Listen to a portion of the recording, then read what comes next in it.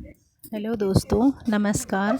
आज मैं आपको भगवान विष्णु का 12 अवतार, जो तीसरा अवतार है भगवान का, वो बताने जा रही हूँ। सो ध्यान से सुनिए। भगवान विष्णु के अवतार हैं। अब जब जब धरती पापी लोगों से कष्ट पाती है, तब भगवान विविध रूप धारण कर इसके दुख दूर करते हैं। दैत्य हिरण्याक्ष ने जब पृथ्वी को जल में डुबो दिया था, तब भगवान विष्णु 12 अवतार लेकर पृथ्वी का कल्याण किया था। इनकी शक्ति अथवा पत्नी देवी वाराही हैं, जो भगवती लक्ष्मी की स्वरूप में हैं, और इनमें देवी पार्वती जी की भी शक्तियाँ हैं। हिरण्याक्ष का जन्म। एक बार मारीच नंदन कश्यप जी ने भगवान को प्रसन्न करने के लिए खीर की आहुति दी और उनकी आराधना समाप्त करके संध्या काल के समय अग्निशाला में ध्यानस्थ होकर बैठ गए।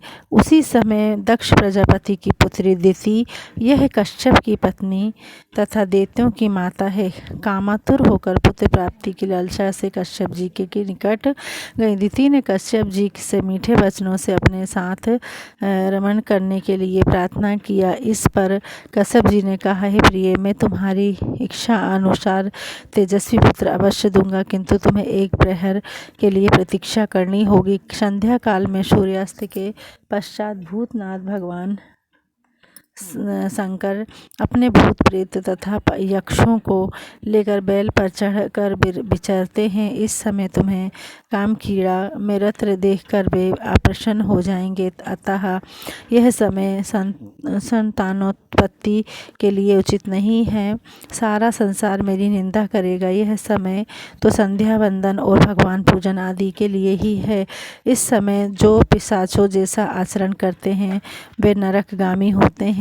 पति के इस प्रकार समझाने पर भी उसे कुछ भी समझ में न आया और उस कामातुर दिति ने निर्लज्ज भाव से कश्यप जी के वस्त्र पकड़ लिए। इस पर कश्यप जी ने देव इच्छा को प्रबल समझकर देव को नमस्कार किया और दिति की इच्छा पूर्ण की, और उसके बाद शुद्ध जल से स्नान करके सनातन ब्रह्मरूप गायत्री का जप करने लगे। दिति ने गर्भ धारण करके कश्यप जी से प्रार्थना की कि हे आर्यपुत्र, भगवान भूतनाथ मेरे अपराध को क्षमा करें और मेरा यह गर्भ नष्ट न करें।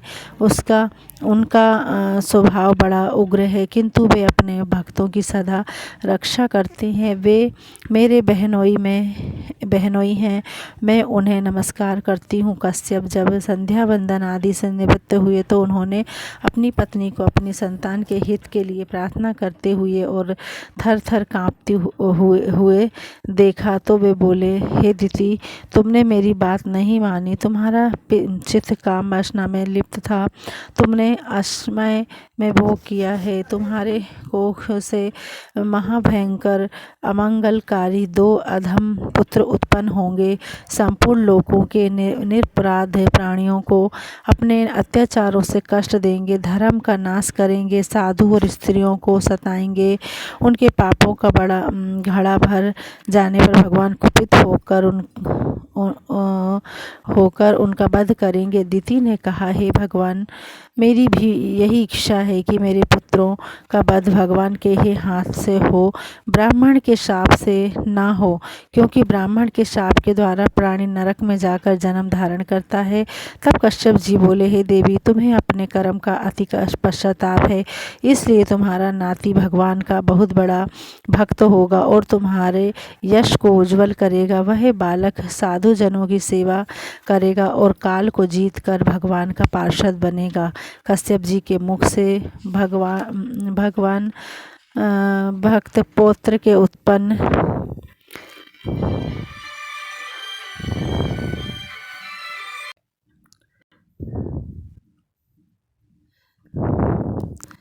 कश्यप जी के मुख से भगवान पौत्र के उत्पन्न होने की बात सुनकर दिति को अति प्रसन्नता हुई और अपने पुत्रों का वध साक्षात भगवान से सुनकर उसका सारा खेद समाप्त हो गया। उसके 2 पुत्र हिरण्याक्ष तथा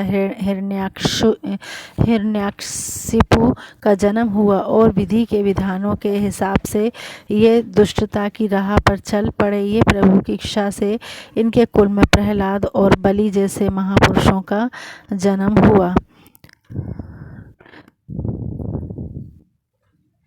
एक बार सनक, सनातन और सनक कुमार ने चारों सनक आदि ऋषि कहलाते हैं, ये देवताओं के पूर्वजन्म माने जाते हैं, संपूर्ण लोकों से विरक्त होकर चित्त की शांति के लिए भगवान विष्णु के दर्शन करने हेतु उनके वैकुंठ लोक गए। वैकुंठ के द्वार पर जय और विजय नाम के 2 द्वारपाल पहरा दिया करते थे। जय और विजय ने इन सनकादि ऋषियों को द्वार पर ही रोक लिया और वैकुंठ लोक के भीतर जाने से मना करा। उस प्रकार मना करने पर सनकादि ऋषियों ने कहा, अरे मूर्खों, हम तो भगवान विष्णु के परम भक्त हैं, हमारी गति कहीं भी नहीं रुकती। हम देवाधिदेव के दर्शन करना चाहते हैं, तुम हमें उनके दर्शनों से क्यों रोकते हो? तुम तो भगवान की सेवा में रहते हो, तो तुम्हें उन्हीं के समान समदर्शी होना चाहिए। भगवान का स्वभाव परम शांतिमय है, तुम्हारा स्वभाव भी वैसा ही होना चाहिए। हमें भगवान विष्णु के दर्शन के लिए जाने दो। ऋषियों के इस प्रकार कहने पर जय और विजय उन्हें वैकुंठ के अंदर जाने से रोकने लगे। जय और विजय के इस प्रकार रोकने पर सनकादि ऋषियों ने क्रुद्ध होकर कहा, भगवान विष्णु के समीप रहने के बाद भी तुम लोगों में अहंकार आ गया है और अहंकारी का वास वैकुंठ में नहीं हो सकता, इसलिए हम तुम्हें शाप देते हैं कि तुम लोग पाप योनि में जाओ और अपने पाप का फल भोगोगे। उनके इस प्रकार शाप देने पर जय और विजय भयभीत होकर उनके चरणों में गिर पड़े और क्षमा मांगने लगे। यह जानकर कि सनकादि ऋषि गण भेंट करने आए हैं, भगवान विष्णु स्वयं लक्ष्मी जी एवं अपने समस्त पार्षदों के साथ उनके स्वागत के लिए पधारे। भगवान विष्णु ने उनसे कहा, हे महामुनीश्वरों, ये जय और विजय नाम के मेरे पार्षद हैं। इन दोनों ने अहंकार वृद्धि को धारण कर अपना आपका अपमान करके अपराध किया है। आप लोग मेरे प्रिय भक्त हैं और इन्होंने आपकी अवज्ञा करके मेरी भी अवज्ञा की है। इनको शाप देकर अपने उत्तम कार्य किया है। इन असुचरों ने ब्राह्मणों का तिरस्कार किया है और उसे मैं अपना ही तिरस्कार मानता हूँ। मैं इन पार्षदों की ओर से क्षमा याचना करता हूँ। सेवकों का अपराध होने पर भी संसार स्वामी का ही अपराध मानता है, अतः मैं आप लोगों की प्रसन्नता की भिक्षा चाहता हूँ। भगवान के इन मधुर वचनों से सनकादि ऋषियों का क्रोध तत्काल शांत हो गया। भगवान की इस उदारता से वे अति आनंदित हुए और बोले, आप धर्म की मर्यादा रखने के लिए ही ब्राह्मणों को इतना आदर देते हैं। हे नाथ, हमने इन निरपराध पार्षदों को क्रोध के बस में होकर शाप दे दिया है, इसलिए इसके लिए हम क्षमा चाहते हैं। आप उचित समझें तो इन द्वारपालों को क्षमा करके हमारे शाप से मुक्त कर सकते हैं। भगवान विष्णु ने कहा, हे मुनिगणों, मैं सर्वशक्तिमान होने के बाद भी ब्राह्मणों के वचन को असत्य नहीं करना चाहता हूँ, क्योंकि इससे धर्म का उल्लंघन होता है। आपने जो शाप दिया है वह मेरी ही प्रेरणा से हुआ है। ये अवश्य ही इस दंड को भागी हैं। ये 3 जन्म असुर योनि को प्राप्त करेंगे और मेरे द्वारा इनका संहार होगा। ये मुझसे शत्रु भाव रखते हुए भी मेरे ही ध्यान में लीन रहेंगे। मेरे द्वारा इनका संहार होने के बाद ये पुनः इस धाम को में वापस आ जाएंगे। जय विजय का पहला जन्म सतयुग में हिरण्याक्ष और हिरण्यकश्यप के रूप में हुआ और 12 अवतार और नरसिंह अवतार में हिरण्याक्ष और हिरण्यकश्यप का संहार हुआ। त्रेता युग में रावण और कुंभकर्ण के रूप में हुआ इनका जन्म, जिनका संहार श्री राम द्वारा हुआ और अंत में तीसरे जन्म में शिशुपाल और दंतवक्र के रूप में हुआ और भगवान श्री कृष्ण के द्वारा इनका संहार हुआ और ये श्री विष्णु के निवास वैकुंठ धाम में वापिस आ गए।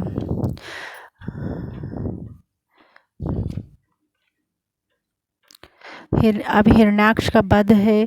जय और विजय बैकुंठ से गिरकर दिति के गर्भ में आ गए।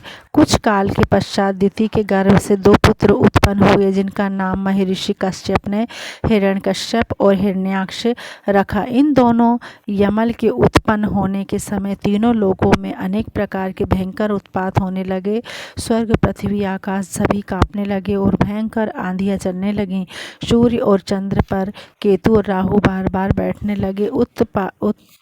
उल्कापात होने लगे। बिजलियां गिरने लगीं। नदियां तथा जलाशयों के जल सूख गए। गायों के स्तनों से रक्त बहने लगा। उल्लू, सियार आदि रोने लगे। दोनों दैत्य जन्मते ही आकाश तक बढ़ गए। उनका शरीर फौलाद के समान पर्वताकार हो गया। वे स्वर्ग के कवच के कुंडल, करधनी, बाजूबंद आदि पहने हुए थे। हिरण्यकश्यप ने तप करके ब्रह्मा जी को प्रसन्न कर लिया। ब्रह्मा जी से उसने वरदान ले लिया कि उसकी मृत्यु न दिन में हो, न रात में हो, न घर के भीतर हो, न बाहर। इस तरह से अभय होकर और तीनों लोकों पर विजय प्राप्त करके वह एक छत्र राज्य करने लगा। उसका छोटा भाई हिरण्याक्ष उसकी आज्ञा का पालन करते हुए शत्रुओं का नाश करने लगा। एक दिन घूमते घूमते वह वरुण की पुरी में जा पहुंचा। पाताल लोक में पहुंचकर हिरण्याक्ष ने वरुण देव से युद्ध की याचना करते हुए कहा, हे वरुण देव, आपने जगत के संपूर्ण दैत्यों तथा दानवों पर विजय प्राप्त किया है। मैं आपसे युद्ध की भिक्षा मांगता हूँ। आप मुझसे युद्ध करके अपने युद्ध कौशल का प्रणाम दें। उस दैत्य की बात सुनकर वरुण देव को क्रोध तो बहुत आया, पर समय को देखते हुए उन्होंने हंसते हुए कहा, अरे भाई, जब लड़ने का चाव नहीं रहा है तो और तुम जैसे न बलशाली वीर से लड़ने की योग अब हम रह भी नहीं गए हैं। तुमको तो यज्ञ पुरुष नारायण के पास जाना चाहिए, वे ही तुमसे लड़ने योग्य हैं। वरुण देव की बात सुनकर उस दैत्य ने महर्षि नारद के पास जाकर नारायण का पता पूछा। देवर्षि नारद ने उसे बताया कि नारायण इस समय वाराह का रूप धारण कर पृथ्वी को रसातल से निकालने के लिए गए हैं। इस पर हिरण्याक्ष रसातल में पहुंच गया। वहां उसने भगवान वाराह को अपने दाढ़ पर रख कर पृथ्वी को लाते हुए देखा। उस महाबली दैत्य ने वाराह भगवान से कहा, अरे जंगली पशु, तू जल में कहाँ से आ गया है? मूर्ख पशु, तू इस पृथ्वी को कहाँ लिए जा रहा है? इसे तो ब्रह्मा जी ने हमें दे दिया है। रे अधमा, तू मेरे रहते इस पृथ्वी को रसातल से नहीं ले जा सकता। तू दैत्य और दानवों का शत्रु है, इसलिए ये आज मैं तेरा वध कर डालूंगा।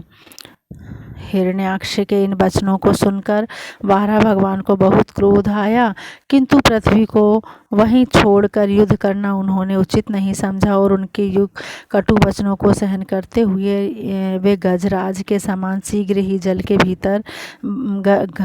के बाहर आ गए। उनका पीछा करते हुए हिरण्याक्ष भी बाहर आया और कहने लगा कि रे कायर, मुझे भागने में लज्जा नहीं आती? आकर मुझसे युद्ध कर। पृथ्वी को जल पर उचित स्थान पर रखकर और अपना उचित आधार प्रदान कर भगवान वाराह दैत्य की ओर मुड़े और कहा, अरे ग्राम सिंह कुत्ते, हम तो जंगली पशु हैं और तुम जैसे ग्राम सिंहों को ही ढूंढते रहते हैं। अब तेरी मृत्यु सिर पर नाच रही है। उनके इन व्यंग वचनों को सुनकर हिरण्याक्ष उन पर झपट पड़ा। भगवान वाराह और हिरण्याक्ष के मध्य में भयंकर युद्ध हुआ और अंत में हिरण्याक्ष का भगवान वाराह के हाथों वध हो गया। भगवान वाराह के विजय प्राप्त करते ही ब्रह्मा जी सहित समस्त देवतागण आकाश से पुष्प वर्षा कर उनकी स्तुति करने लगे। भागवत पुराण के अनुसार ब्रह्मा ने मनु और शतरूपा का निर्माण किया और सृष्टि करने की आज्ञा दी। इसके लिए भूमि की आवश्यकता होती है, जिन्हें हिरण्याक्ष नामक दैत्य लेकर सागर के भीतर भूदेवी को अपना तकिया बनाकर सोया था। तब देवताओं के डर से विष्ठा का घेरा बना रखा था। मनु शतरूपा को जल ही जल दिखा जल ही जल दिखा, जिसके बारे में ब्रह्मा को बताया। तब ब्रह्मा ने सोचा कि सभी देव तो विष्ठा के पास तक नहीं जाते, एक सूअर ही है जो विष्ठा के समीप जा सकता है। भगवान विष्णु का ध्यान किया और अपने नासिका से 12 नारायण को जन्म दिया। पृथ्वी को ऊपर लाने की आज्ञा दी। 12 भगवान समुद्र में उतरे और हिरण्याक्ष संहार कर भू देवी को मुक्त किया।